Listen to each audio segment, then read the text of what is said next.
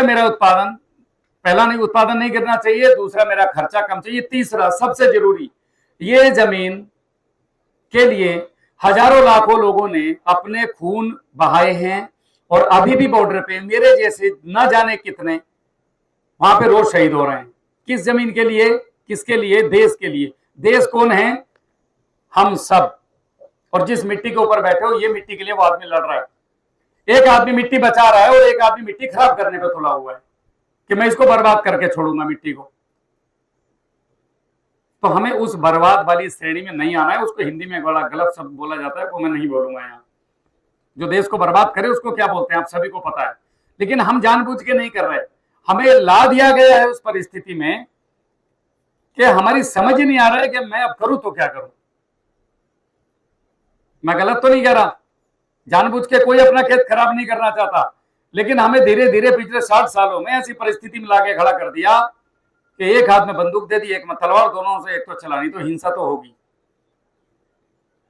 वहां से निकालने का रास्ता मैं आज आपको बताने जा रहा हूं कि बिना हल्ला मचाए चुपचाप कैसे वापस आ सकते हो। ये भाई की तरह जिनका सामने किला खड़ा हुआ है, ऐसे बहुत लोग हैं। ये सचिन भाई बैठे हुए हैं मेरे पास, ये रहे सामने, ऐसे और भी बहुत सारे लोग हैं आपके बीच में। नंबर 3, मैं अपने खेत में जहर नहीं डालूंगा। देखो, कोई भी संस्कृति हो, जहर तो जहर है। एक बात याद रखना, केमिकल कैंसर करेगा आज नहीं तो कल। जिसकी इम्यून पावर है वो 10 साल ज्यादा झेल जाएगा, जिसकी इम्यून पावर नहीं है वो 10 साल पहले आ जाएगा। और जरूरी नहीं कैंसर हो, डायबिटीज। आज हमारे घर में अगर 10 आदमी हैं तो किसान के घर में 3 आदमी परमानेंट बीमार हैं। सही है कि गलत? किसान के घर में बीमार होने का क्या मतलब है? हम तो सबसे स्वस्थ रहने वाली कौम है, जवान और किसान। ये दोनों बीमार पड़ गए तो देश तो गया। तो जवान तो अपनी जगह फिट है, किसान अपनी जगह फिट नहीं है। वो बेचारा स्प्रे मारता है, उसको ना तो ये पता कि इसका वेटिंग पीरियड कितना है, ना उसको ये पता ये दवाई मैं कैसे मुंह पे मास्क लगाऊं, सर पे कुछ कपड़ा बांधूं, हाथ को कवर करूं, ना वो चड्डी बनियान में बेचारा स्प्रे मारते जा रहा है। दोपहर में स्प्रे कर रहे हैं, दोपहर के 1 बजे। मैंने ऐसे भी लोग देखे हैं जो 11 बजे स्प्रे शुरू करते हैं और 1 बजे आके खाना खा के बोलते हैं अरे यार बाप रे, जान छुट्टी, 2 एकड़ में स्प्रे हो गया, बाकी कल देखेंगे। वो सब सूर्य देवता को नमन करके आ गए, वो चढ़ गया ऊपर। तो ये छोटी छोटी गलतियां जो खेती में हम लोगों ने देखी, महसूस करी, अपने खेतों में प्रयोग किए, वो हम बताने निकल गए। एक और हमारे देश में भ्रांति है, जो पढ़े लिखे बालक हैं वो मेरे जैसे झोला छाप से एक सवाल पूछते हैं कि भाई अगर हमारे देश की मिट्टी में इतनी ही ताकत थी तो फिर हमें रासायनिक फर्टिलाइजरों की जरूरत पड़ी क्यों? ये सबके मन में आ रहा होगा सवाल, है नहीं? लेकिन पूछते नहीं हम, डर के मारे कि चलो यार फंक्शन में आए हैं, बेइज्जती हो जाएगी, छोड़ो। लेकिन पूछना चाहिए। तो भाई साहब, हमारे देश में जो हरित क्रांति आई थी उसका जो मुख्य कारण था वो नंबर 1 था पानी। 1962 से पहले हमारे देश में नहरें कहां थी? हम नहर से पानी देते थे। एक दिन में बैल कितने एरिया को पानी देंगे? उसके बाद नहरें आई और नहरें सबसे पहले पंजाब में निकली। तो सबसे पहले हरित क्रांति की शुरुआत कहां हुई? पंजाब में। आज भी जिस खेत में 10 साल से कुछ खेती ना हुई हो उसमें केला लगाओ, मेरी गारंटी 20 किलो पका दूंगा मैं गोबर से। सही है कि गलत? सभी लोग किसान हैं, आप ही का बच्चा हूं, आराम से बात करो खुल के। जो खेत में रेस्ट दिया हुआ है, जिसका बायोमास कार्बन मेंटेन है, आप उसके अंदर आज केला लगाओ, 20 किलो मरे से मरा 18 से 20 किलो निकल जाएगा बिना किसी खाद उसके, केवल पानी मेंटेन करने से। तो हमारे देश में जब पानी आया तो पानी आने के साथ साथ हाइब्रिड बीज आए। ये हाइब्रिड बीज ही तो है। देखो ये खड़ा कि नहीं खड़ा है? ये भाई ने क्या किया? केवल बायोमास को मेंटेन किया और जमीन को जिंदा किया, दे दिया उत्पादन उसने।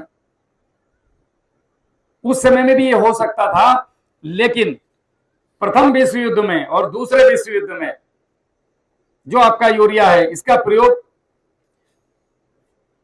आयुध बनाने में किया जाता था, बम बनाने में। कभी पढ़ना इन चीजों को, पढ़ा करो, गूगल है हाथ में। अब वो बड़ी ताकतें थी, उन्होंने सोचा कि यार अब ये विश्व युद्ध तो खत्म हो गया, अब क्या करें इसका? इतनी बड़ी बड़ी फैक्ट्री लगा के बैठे हैं करोड़ों रुपए की। आप इसकी हिस्ट्री पढ़ना कभी। तो उन्होंने क्या किया, इसको ऐसे देश ढूंढे जो अभी अभी बाहर निकले हैं। किसी का परिवार तोड़ना है तो नई बहू को बहका दो, जिसका अभी ब्याह हुआ है, बाद में नहीं बहकना आएगी। तो उन्होंने क्या देखा कि भारत एक ऐसा बड़ा देश है जिसकी मिट्टी में तो बहुत ताकत है। इंग्लैंड ने क्या बोला अमेरिका को कि हमारे पटाई में तो ये आएंगे नहीं हिंदुस्तानी, अब तुम पटा लो इनको, हम तो लूट लाए जितना लूटना था, अब इनकी मिट्टी में बहुत ताकत है, बड़ा देश है, अच्छा बिजनेस है, घुस जाओ वहां पे बेटे। तो साहब ये घुस गए हमारे यहाँ रासायनिक खादों को लेके। इन्होंने कहा हम आपको हाइब्रिड बीज तब देंगे जब आप हमसे फर्टिगेशन लेंगे। उस समय पकड़ पकड़ के किसानों को जबरदस्ती, ये काका के टाइम तो आप भी बच्चे रहे होंगे, उस समय पकड़ पकड़ के, जैसे आज पकड़ पकड़ के जैविक सिखाया जा रहा है, वैसे पकड़ पकड़ के केमिकल फार्मिंग सिखाई जा रही थी। उससे उत्पादन तो बढ़ा, लेकिन केमिकल फार्मिंग और केमिकल पेस्टिसाइड और फंगिसाइड ये एकदम गलत भी नहीं है। ये कब यूज करने के लिए है? अगर किसान किसी वजह से गोबर की खाद खेत में नहीं डाल पाया 3-4 साल में एक बार, उसके पास ऐसी स्थिति आ गई, घर में कोई मृत्यु हो गई, शादी थी, कहीं बाहर चला गया, तीर्थ यात्रा चला गया, उस समय में अगर वो 2 महीने फसल पे ध्यान नहीं दे पाया जैविक तरीके से, जैसे वो लगातार जीवामृत चला रहा हो या गोबर की खाद डालता हो, ऐसे में इमरजेंसी में प्रयोग करने के लिए ये फर्टिलाइजर थे। जैसे अचानक से मैं भाई साहब के घर चला जाऊं, पूरी भीड़ में से उठ के भाई साहब घर खाना खाएंगे, और भाभी बोलेंगे अरे बाप रे पहले कहीं नहीं बताया, मैं तो कुछ बना ही नहीं। आप क्या करोगे? सीधा दुकान पे जाओगे, राहुल भाई ये महाराष्ट्र की बढ़िया कचौड़ी है फेमस वाली, चाहे वो फेमस ना हो, क्योंकि आपको इज्जत बचानी है उस समय पे। वो बोलोगे मेरा मैरिज एनिवर्सरी भी आज मैं भूल गया था, 2 रसगुल्ले भी खाओ, मेरा काम हो गया। तो ये इमरजेंसी के लिए था। जैसे हम लोग बाजार में जाते हैं, बड़ा पाव लेके खा लिया, समोसा खा लिया, ये उस समय के लिए इमरजेंसी में थे। हम लगातार स्प्रे करते जा रहे हैं अपनी फसलों पे, मगर किसी वजह से हम 15 दिन नहीं जा पाए और इमरजेंसी में हमारे खेत में बीमारी अब लग गई, तो मैं एक संस्तुत मात्रा कृषि विज्ञान केंद्र से पूछ के मेरे खेत में यूज कर सकता हूं। ये उसलिए इमरजेंसी साल में 1 या 2 बार प्रयोग करने के लिए थे। मगर धीरे धीरे, ध्यान से सुनना, ये जितनी बात बोल रहा हूं ना बहुत अंदर गहन अध्ययन करने के बाद बोल रहा हूं मैं आपसे बातें। वहां से ये थोड़ा थोड़ा शुरू हुआ। और कभी भी क्या होता है कि दूध थोड़ा स्लो बढ़ता है और दारू बहुत तेज बढ़ती है। दूध पीना शुरू करो, 1 लीटर पर रुक जाओगे, दारू पीना शुरू करो, ओ भाई साहब सुबह दोपहर शाम पे आ जाओगे एकदम। वैसे ही ये केमिकल फर्टिलाइजर बढ़े और फिर इनका बढ़ा व्यापार। बीएससी एजी भारत के एग्रीकल्चर में इसलिए आई थी कि भारत के किसान का बच्चा पढ़ लिख करके जब खेती करेगा तो हम पूरे दुनिया में निर्यात करेंगे अपने देश की चीजों को और राजा बनेंगे पूरी दुनिया के। मगर हमारे बच्चों ने खेतों में आने की बजाय पेस्टिसाइड की शॉप्स और कंपनियां पकड़ ली। मेरी बात कड़वी हो सकती है, बुरा लगे तो बाद में गाली दे देना।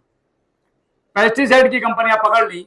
अब हमारा बच्चा, हम बड़े शौक से बोलते हैं मेरा बेटा फलाना पेस्टिसाइड कंपनी में तुम्हें कैंसर की दवाई बेचता है, तुम भी लेना, अपने घर में भी कैंसर लेके आना, बहुत अच्छा कैंसर की दवाई देगा तुम्हें। यही हो रहा है ना, खेती में नहीं जा रहा है। चलो हम बदल भी नहीं सकते क्योंकि वो उस समय से मोनोपोली ऐसी बनाई गई थी। धीरे धीरे आए जो बच्चे एग्रीकल्चर में आए, उन्होंने बड़े अच्छे काम किए। जैसे आपके डॉक्टर साहब को बहुत नॉलेज है, बहुत अच्छी बात बता रहे थे, वो भी पेस्टिसाइड चुन सकते थे, लेकिन उन्होंने कृषि विज्ञान केंद्र चुना। ये एक ऐसी जगह है, ऐसा शिक्षा का मंदिर है जहां से बैठ के लाखों किसानों का भला किया जा सकता है बिना किसी लालच के, जो कृषि विज्ञान केंद्र पूरे भारत में कर रहे हैं। मैं इसलिए तारीफ नहीं कर रहा, ये लोग अच्छा काम करते हैं, ये करते ही हैं अच्छा काम, हमें लेना नहीं आता। जिला कृषि अधिकारी हमारे लिए तो बैठे हैं, हम जाएंगे नहीं उनके पास, वो आपके घर आके तो पूछने वाले हैं नहीं कि भाई साहब यूरिया मिलता है कि नहीं मिलता, डीएपी मिल रहा है कि नहीं मिल रहा है। अब हम चौक पे बैठ करके गाली दे रहे हैं, क्या फायदा होगा? साहब के ऑफिस में जाओ, एक एप्लीकेशन दो, साहब हमारे तालुका में ये दिक्कत है, हमें इस आदमी से 2 मिनट में समाधान होता है। हम तो ऐसे ही समाधान लेते हैं अपने यहाँ पे, हमारे अधिकारी हमारे साथ भाई की तरह खड़े होते हैं। तो 1962 से हमें लाया गया केमिकल फार्मिंग की तरफ और बढ़ाया गया इनको, क्योंकि इसमें पैसा था कंपनियों को, किसानों को भी फायदा हुआ। भाई जमीन में बायोमास कार्बन अच्छा है, जब बायोमास कार्बन में आप डीएपी डालते हैं या यूरिया डालते हैं तो ये फास्फेट आयन में टूट के नाइट्रेट आयन में टूट के मिलता है, तो एक्स्ट्रा डोज हुई तो सीधी सी बात है वो हाइब्रिड बनाया इसलिए गया था, ज्यादा खाने वाली फसलें खाया और बढ़ा और ज्यादा उत्पादन दिया। लेकिन उत्पादन की दौड़ में हम क्वालिटी को भूल गए। अब से 10 साल पहले का अगर आप 1 केला खाओ और आज के 8 केले खाओ तो न्यूट्रिशन बराबर है, स्वाद ही नहीं है। लोग हमसे पूछते हैं यार आप केले पे इतना काम करते हो, केले में टेस्ट क्यों नहीं है? हम बोले जो पिचकारियां लगती है ना केले पे और नीचे बोरियां भर भर कर डाल रहे हो, जीवाणु खत्म हो गए। जैविक में क्यों टेस्ट आता है? जीवाणु पका रहे हैं उसको, प्रकृति पका रही है, नेचर पका रहा है, यहाँ पे हम पका रहे हैं।